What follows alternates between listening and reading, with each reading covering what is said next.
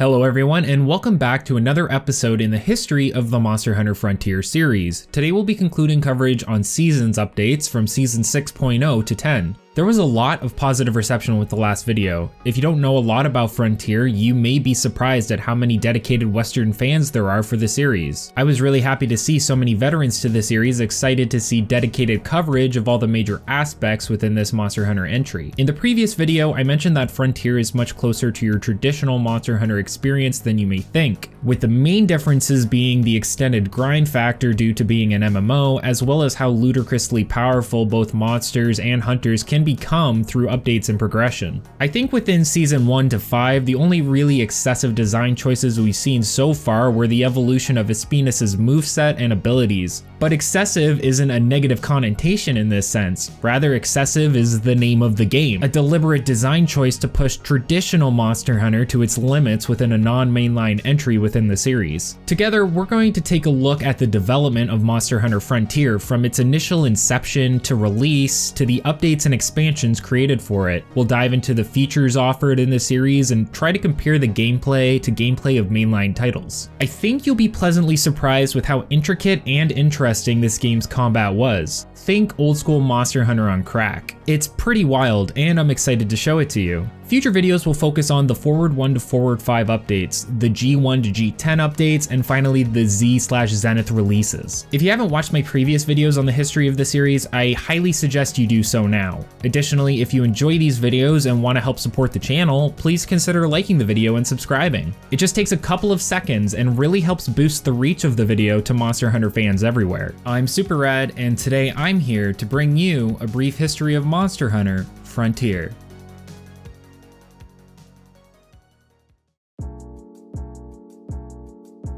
As you can see by the category, we're going to be getting right into each season and covering what they brought to Frontier. In my previous video, we discussed the development history pre-Frontier's release, but now that we're in the thick of it, we'll be discussing additions and design choices starting at Season 6 onward. September 16th marked the release of Season 6.0, which brought with it two new monsters that were hunted together, Nono and Camu Orogaran. Similar to how players would hunt Teostra and Lunastra together, or Rathian and Rathalos. Nono Orogaran is a wolf-like fanged beast with white fur. Nonos seem to always be female and hang around near Camu Orogaran, which is a similar male equivalent with black fur. Both are ice elemental monsters, but this only seems to be the case in an update later on in the series through Monster Hunter G Genuine. Despite not being elder dragons, these monsters have the ability to evade pitfall traps. While similar to pairings like Teostra and Lunastra or Rathian and Rathalos, Nono and Camu are unique in that they are designed to never leave each other's sides during the entire duration of the quest. Though there are quests in the future where they are hunted separately. When either of these monsters die, the remaining partner will let out a roar in despair and rage. Sword crystals seem to be added in this update as well. Think oils in Monster Hunter Generations. Essentially, if you had the specific armor skill, you'd be allowed to use sword crystals on your weapons and effectively change the element or ailment of the weapon at the cost of significant sharpness degradation. About 3 times the normal amount. However, this was only basically applied and didn't seem to be fully implemented within 6.0. Rastas previously didn't have the ability to use every weapon type, but this changes in Season 6.0. Now Rastas had access to all 11 weapons within the game. Finally, the introduction to Gao weapons seemed to appear within this update. These weapons required armor sets to get the most out of them. By equipping the weapon, each piece of related armor equipped would offer an additional plus 15 attack, plus 2% status, and plus 2% elemental. The Fist.moe website points out that this stacks per piece, allowing for a maximum of plus 80 attack, plus 10% status, and plus 10% elemental. These weapons were especially useful for gunners and defined the meta sets for them. The means of getting some of this equipment was through the inclusion of Gao Elders, which were previously released Elder Dragons from DOS that were a bit easier. Razor Sharp plus 2 was also introduced. With all of these new features out of the way, let's move on to Season 7.0 and the introduction of a Frontier staple monster, Raviente.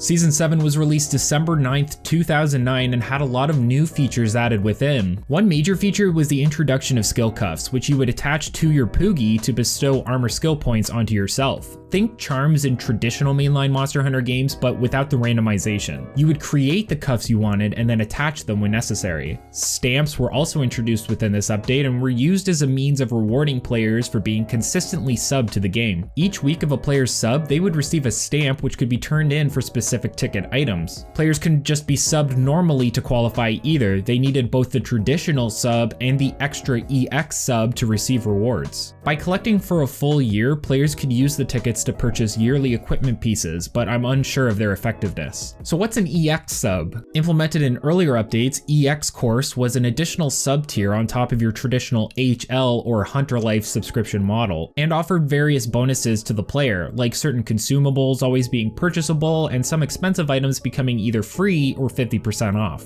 It also offered access to town boxes, which functioned similarly to current mainline games. Players without EX subscription would have to cancel a quest, run back to their house or smith, and get whatever they needed if they forgot items. EX placed these boxes within the town itself, making it easier to grab items without needing to abandon a quest. EX placed these boxes within the town itself, making it easier to grab items without needing to abandon a quest. A welcome inclusion that was unfortunately walled off as a paid service. EX even gated hairstyles of all things, and locked off specific gathering and material quests. So who is Raviente? Well, it's an incredibly large snake-like monster that does not have a typical classification. It's not a snake wyvern and it's not an elder dragon despite its enormous size. This monster was actually a server event and required multiple hunting groups of 4 to take it down, similar to what we see with sieges in Monster Hunter World. The monster was seriously enormous and was such a unique inclusion that there was even another EX service that could be unlocked to help deal with hunting with it. Within the caravan area was a cat, and if you were taking part in the event, you could feed the cat specific items to offer boosts to everyone participating against Ravi, such as poisoning or sedating it. The monster had multiple phases, and after the 4th and 7th phase respectively, it would switch locations within the new area you hunted it in. There's many other smaller notes and nuances to this monster, but that will probably be saved for its own dedicated video. The new area is known as Solitude Island and worked as 3 large arenas that Raviente would switch throughout the phases. The hunters would start within the hunter camp and would move immediately to the main hunting area.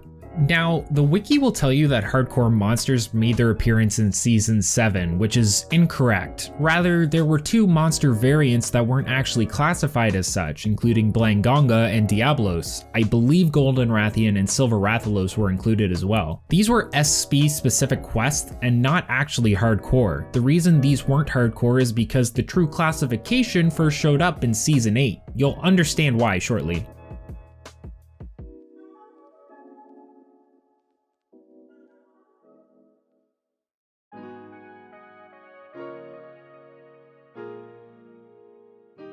Season 8.0 released April 21st, 2010 and brought back the sub-updates with 8.5. The main features introduced in 8.0 were a new monster, and with it, a new arena area to fight it within. Diaragua is the new monster edition and an ice element flying wyvern. It is very similar in appearance to Tigrex, but the color scheme and horns help it also resemble a Zinogre. Despite this, it is said that the head resembles that of a fox. Its tail is large and blunt, similar to that of a club, which can smash down at opponents. Other than generic melee attacks, Diaragua introduced Frostbite, which functions similar to the Ice Blight ailment in mainline games. On top of Frostbite, it could also produce sleep after a backflip. Finally, the monster had the ability to stand in place and wait for hunters to attack it. If attacked, it would immediately perform a devastating counter move that would put hunters into an elevated stun state. Instead of the traditional stars over their heads, hunters would actually collapse to their knees for an extended period. Diaragua was hunted within a new section of the tower known as the Nest Hole, which was, again, another arena location to hunt specific monsters in. Seemed like a going theme for the past few updates, honestly. It can be noted that in May, the Xbox 360 version of Frontier had its closed beta start after a short delay due to some sort of defect discovered within the game. An interesting note is that the player base apparently had an unexpectedly high amount of male characters being used compared to female characters. June 22nd, 2010 brought the Season 8.5 update and and a few days later the full release of the Xbox 360 edition of Frontier. A subspecies of Beru Gyrosu was introduced in 8.5 known as Dora Gyrosu. It offered an even more advanced moveset in comparison to your typical Beru. Despite using Dragon Element instead of Thunder, Doru has the ability to paralyze hunters. It has a more green hue to its body in comparison to Beru, who is more yellow and pink. This was also the 3rd anniversary for the series, and multiple events were held to celebrate. A big addition to note is that Season 8.0 was the first to introduce the concept of hardcore monsters, which were originally generally used to rework mainline monsters into more difficult variations with multiple visual differences. To access hardcore monsters, you would need to turn the feature on when posting the quest for the original monster. These monsters weren't just stronger though, their part break thresholds were higher and traps barely worked on them, often lasting only around a second. They even only took half the normal status ailments, and their carves were within the 1% to 5% range. Now, to access hardcore monsters, you needed to have access to style rank, and its requirement implies that styles were originally introduced in 8. Originally, style rank unlocked at HR 500, later 300, and finally HR 5 with some hunter rank reworks. Players could enter style rank and would be limited to what equipment they could use. They could even enter SR specific quests and set them to hardcore if they preferred. Now, the benefit of this style rank was the introduction of weapon styles, which were completely reworked and new movesets for all the weapon types within the game. For example, players would now have access to the Heaven style for each weapon and could change them by equipping a new item known as Secret Notes or Secret Book. These styles changed how the weapons functioned, but differently in comparison to styles from generations. While a generation-specific style focused on a given theme that would be applied to all weapons similarly, the styles in Frontier were specific to the weapons equipped. Season 8 brought with it 4 new hardcore monsters. Hardcore Kongolala, which now has pink claws as well as a pink hue on the top of its head cone. It can now hurl multiple large pieces of dung at the player and will bounce around the area multiple times, unleashing large gas clouds as it does so. The gas is so powerful that it creates dragon strength wind. Hardcore Kezu. With brown spots and large blue veins around its body, it basically gets access to its electrical balls during multiple normal attacks it performs and can paralyze hunters with a short but powerful roar. Getting paralyzed can prove fatal considering how aggressive the attacks on this monster tend to be. Hardcore Lavasiath, which looks fairly similar to its normal counterpart but has access to more fireball moves as well as a double body slam maneuver. Hardcore Yan Kutku, which is pinker overall and will charge and rampage around the map. Its main new ability is a fireball that will create a wall of fire after landing.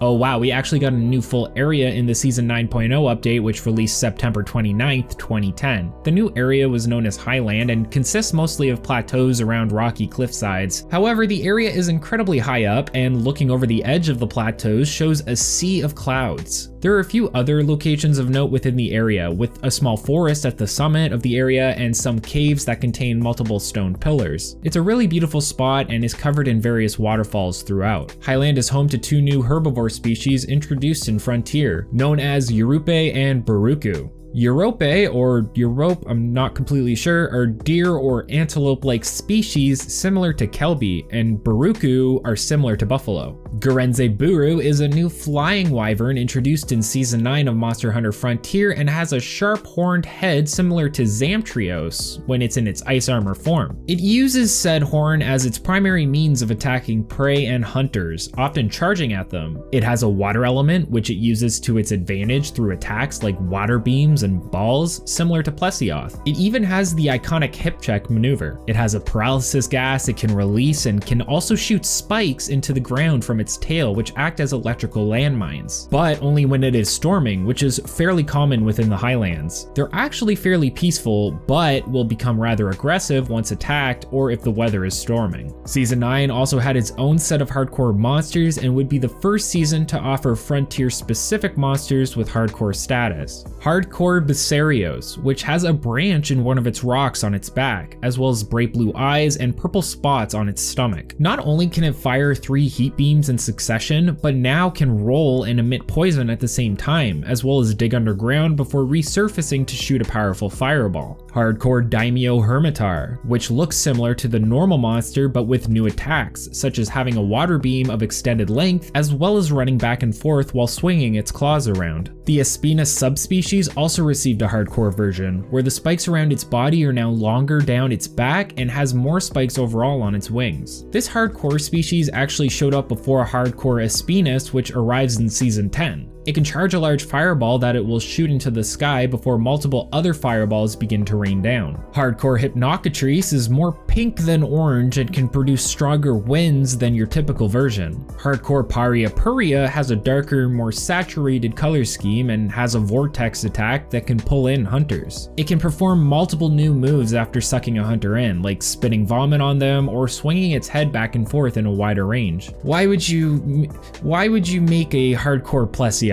It's cursed.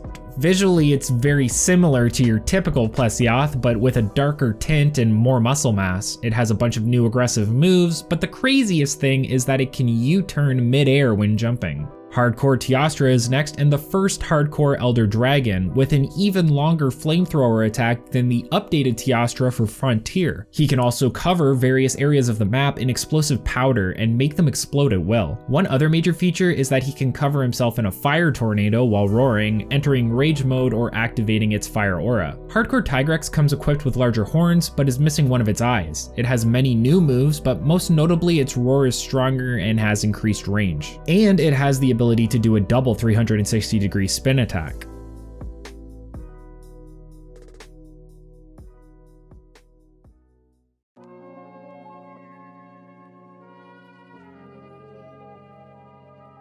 One of the biggest additions to Season 10, which released January 26, 2011, was weapons gaining additional moves and functionality. Some of these animations were actually reused for Monster Hunter Tri. The Moat Arena for Monster Hunter Freedom Unite was also brought over in this inclusion. Due to the amount of effort and design that went into each weapon receiving new moves, there was no additional flagship monster included with this update. However, there were plenty of hardcore monsters introduced, which we will go over now. First, we have hardcore Azure Rathalos, whose spikes have been developed further than your typical monster and has the ability to spit out 7 fireballs in a row. Next is hardcore Chameleos, and the second Elder Dragon to have a hardcore variation. It has a sweet combo maneuver where it launches the hunter towards it and spits poison at them while they're in midair. Hardcore Diaragua has more vibrant color and more saturated horns and claws. It basically has all the same moves, but doubled or tripled in use, and they're even faster than before. The original Espinus finally received a hardcore variation as well. It's faster and stronger than your typical Espinus and has more pronounced bodily features. Hardcore Gypsaros has a larger tail and poison stains around its face. On top of being able to pretend it's dead, it can now also fake paralysis and fake sleep depending on which status ailments hunters are using at the time.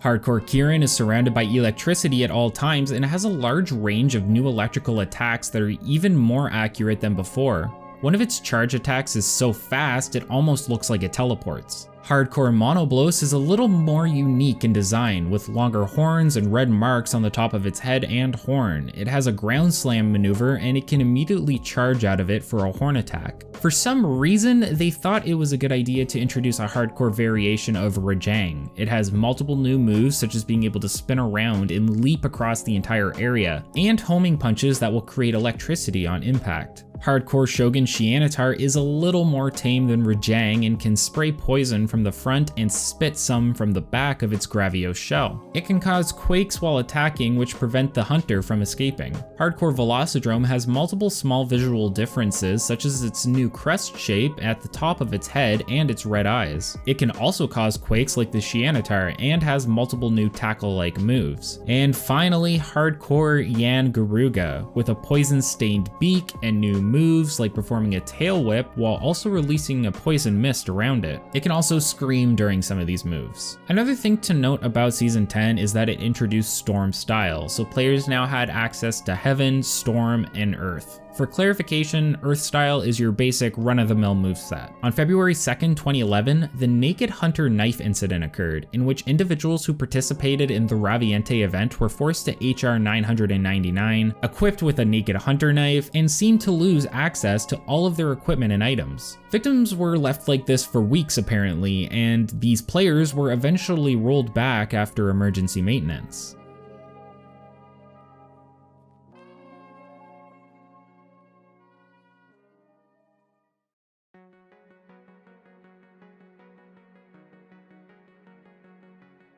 We've now officially covered all of the season's era of Monster Hunter Frontier. I think that the inclusion of the hardcore monsters is where we really start to see the excessive design aspects of monsters start to come to light, but this still isn't much different from what we would see in Deviants within Generations. Even the flagships that get introduced don't come off as excessively designed to me. Rather, they again offer some features I'd like to see more of in future games, such as weather-specific moves or monsters having the ability to counter. The gimmick with Nana and Kamu would also be a fantastic inclusion for a new species within the mainline series. I guess what I'm trying to say is that you shouldn't vilify the series too much for the wrong reasons. A lot of the features we see in Frontier mirror a lot of the issues I had with Monster Hunter World, but their inclusion in this game seems more developed and acceptable for a non-mainline MMO. It's creative and cool and sticks to the old school style and controls we expect from older generation Monster Hunter games. It seems to manage to hold the atmosphere and aesthetic some of us miss within the series. These are long videos and require a lot of research. If for some reason there's an error, feel free to comment below and let me know. I always try to add corrections when I can. The next part of this history series will cover all 5 forward updates and what they brought to the table. Thanks to Fist from Fist.moe and all of the community members for helping clarify certain aspects of the game for me. Thanks to Sarah Symmetry and Ascalon for helping explain features about specific seasons, and a big thanks to Kapu for providing the in-game footage once again. If you enjoyed this video and found it informative, consider supporting the channel by liking, commenting, and subscribing. Again, it only takes a couple of seconds and helps support me in my goal of creating this content for you all. I try to respond to every comment that I can, so if you want to hear from me, be sure to let me know. Thanks so much for watching, everyone, and I'll see you in the next video.